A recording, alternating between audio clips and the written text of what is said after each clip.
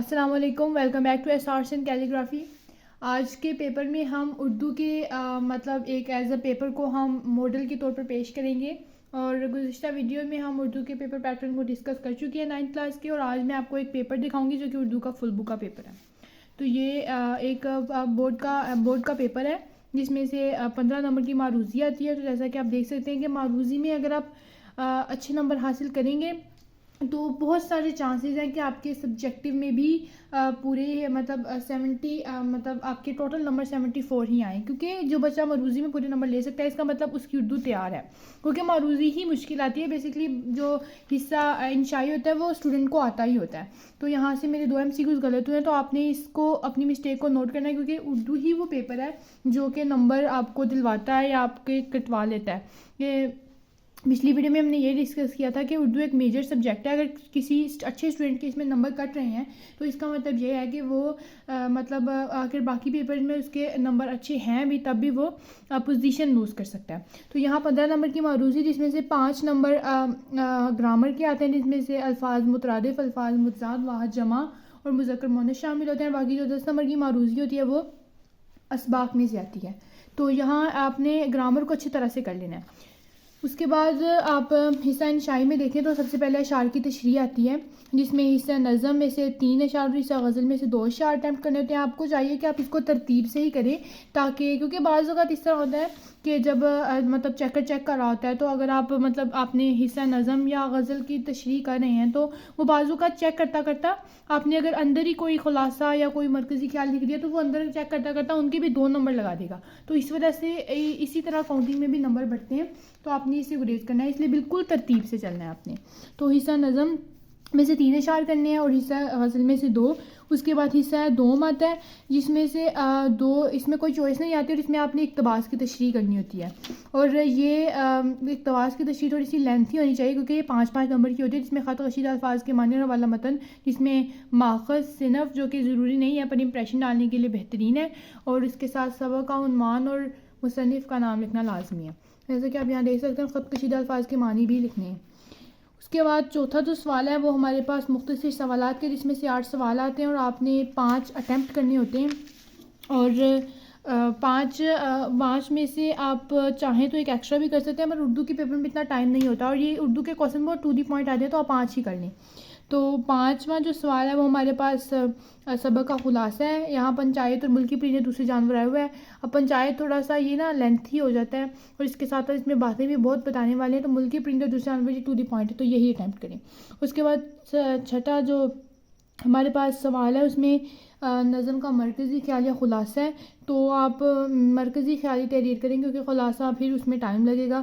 तो यहाँ बरसात की बहारों का खुलासा आया हुआ है और मरकज़ी ख्याल तो 7वें नंबर पे ख़त है और उसके साथ दरख्वास्त की चॉइस है, आप चाहें तो जो मर्ज़ी अटैम्प्ट कर लें। लेकिन बाज़ वक़्त स्टूडेंट्स होते हैं वो ख़त को तैयारी कर जाते हैं या दरख्वास्त छोटी करके उनकी मतलब उनकी तैयारी कर जाते हैं, लेकिन पेपर में जाके जब कोई गैर मुतल्लका चीज़ आ जाती है तो वो सर पकड़ के बैठ जाते हैं और उसके सवाल स्टूडेंट्स के पास और कोई चारा नहीं होता। इसलिए आपको चाहिए कि आप अगर एक चीज़ पे पूरी तवज्जो दे भी रहे हैं तो आप कम अज़ कम जो सिलेबस में शामिल है वो बाकी करें, उनका पैटर्न लाजमी देखें, क्योंकि पेपर में बाज़ वक़्त ऐसी सिचुएशन पैदा हो जाती है कि आपको वही अटैम्प्ट करना पड़ता है। तो इस वजह से आप बेहतर है कि उनके पैटर्न को लाजमी एक बार देख लें और समझ लें। उसके बाद सवाल नंबर 8 है वो कहानी और मुकालमे में से आप कहानी यहाँ बहुत सारी हैं, 27 कहानी हैं। शरह सरमाया पर और मुकालमे सिर्फ 6 हैं, तो आप मुकालमे ही कर लें, लेकिन कभी कभी मुकालमा गैर मुतल्लका भी आ जाता होता है, इसलिए कहानियों को एक बार रीड लाजमी करें। इसी तरह मैं कह रही हूँ कि पैटर्न को एक बार खुद से लिख, एक बार पैटर्न को अच्छी तरह से समझ लें। उस पर 9वां सवाल है वो जुमलों की दुरुस्ती या फिर जुमलों की तकमील है।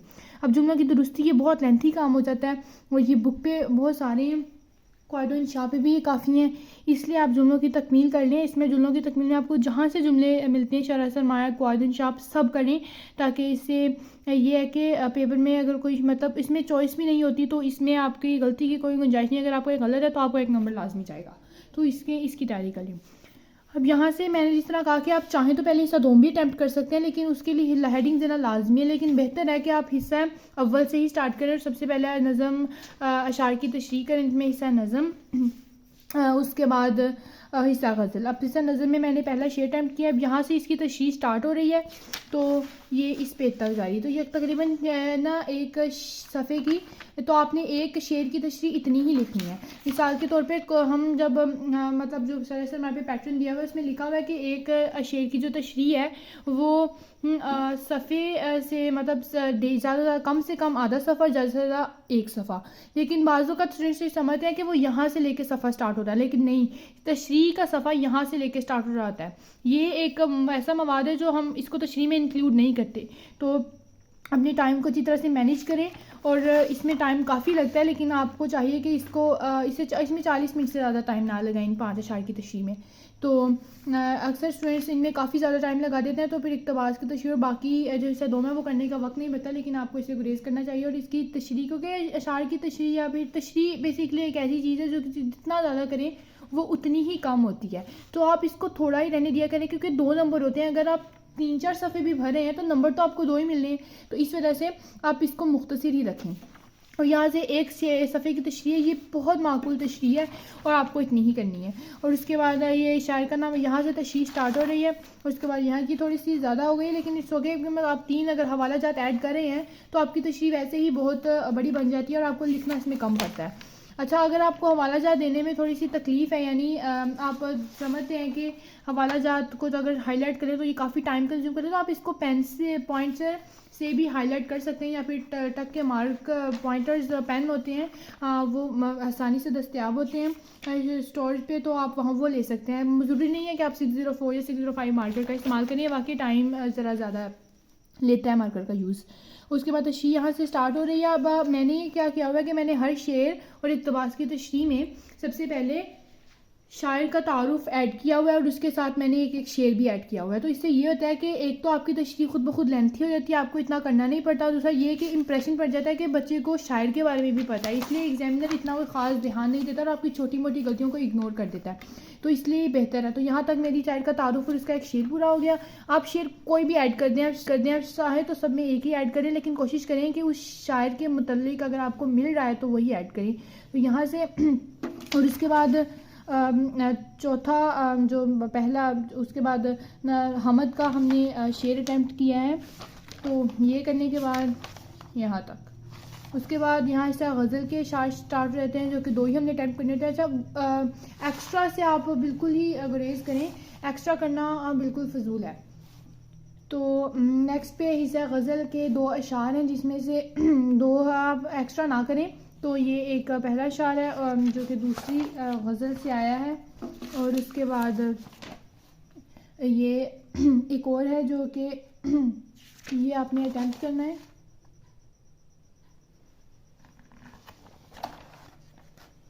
ये मुख्तसर सवाल आते हैं। उसके बाद सवाल नंबर 4, तो ये आपने अटैम्प्ट करना है। और सवालात में आप एक्स्ट्रा ना अटैम्प्ट करें, क्योंकि सवाल टू दी पॉइंट होते हैं। अगर 2 सतूर पे वो पूरे आ रहे हैं तो बस आपको नंबर मिल जाएंगे।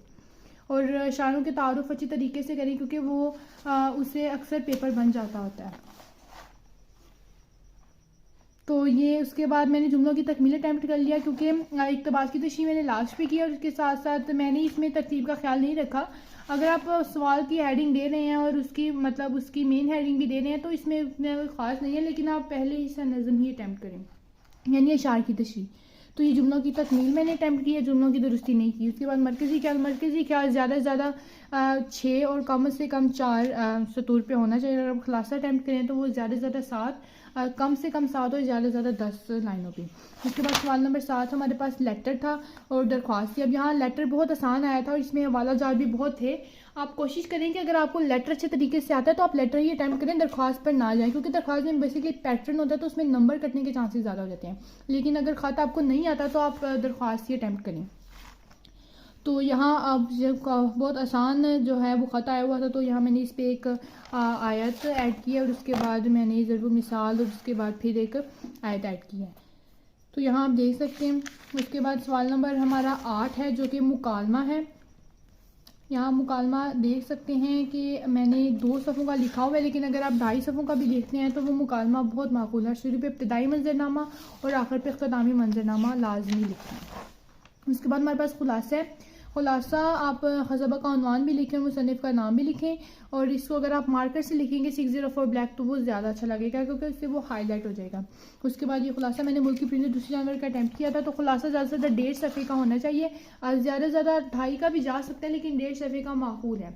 तो अगर कोई लेसन लंबा भी है तो आप उसमें इंपॉर्टेंट पॉइंट्स हाईलाइट कर दें, और अगर आपका खुलासा जो है वो 1.5 सफ़े का बन रहा है तो इट्स ओके। तो यहाँ मैंने खुलासा अटैम्प्ट किया, तो ये मेरा तकरीबन आप देख सकते हैं कि 1.5 सफ़े का ही है, तो इसमें मुझे 5 नंबर मिल गया। उसके बाद नस्ल पारों की तशरीह रहती है। नस्ल पारों की तशरीह मैंने आखिर पे अटैम्प्ट की थी क्योंकि मुझे पता था कि नस्ल पारों की तशरीह में ज़रा सा ना मतलब ये जल्दी हो जाएंगी एज आ कम्पेयर टू बाकी, तो मैंने पहले बाकी अटैम्प्ट कर लिया था। तो मैं अपनी ज़बा का उन्वान, मुसन्निफ़ का नाम, खुशकशीदा अल्फाज के मानी, और उसके बाद इस तरह मैंने इधर भी आप देख सकते हैं कि शायरों के जो तारुफ है वो ऐड किए। अच्छा, बाज़ औक़ात लोग पंचायत और लहू और कालीन और ऐसे कदरियाज मुश्किल लेसन चॉइस में छोड़ देते हैं, लेकिन ऐसे लेसन बहुत इंपॉर्टेंट होते हैं और इनके खुलासे और ख़ास तौर पे इक़्तिबास की तशरीह बहुत इंपॉर्टेंट होती है, और कदरियाज लेसन बहुत इंपॉर्टेंट है, तो ये ऐसे लेसन को अच्छी तरह से किया करें। और बाकी जो लेसन है वो तो वैसे ही आसान है। उसके बाद ये यहाँ तक, ये इससे मज़ीद हो सकती थी और होनी भी चाहिए, लेकिन यहाँ टाइम की तौर से शॉर्टेज आ जाती है, इसलिए मैंने ये मज़ीद नहीं आगे बढ़ाई क्योंकि दूसरी भी करनी थी। उसके बाद यहाँ भी मैंने शायरों का तारुफ ऐड किया शायर का, और फिर यहाँ से शेर लिखा, और फिर इसका। तो उम्मीद है कि आपको पेपर पैटर्न का अच्छी तरह से पता चल गया होगा।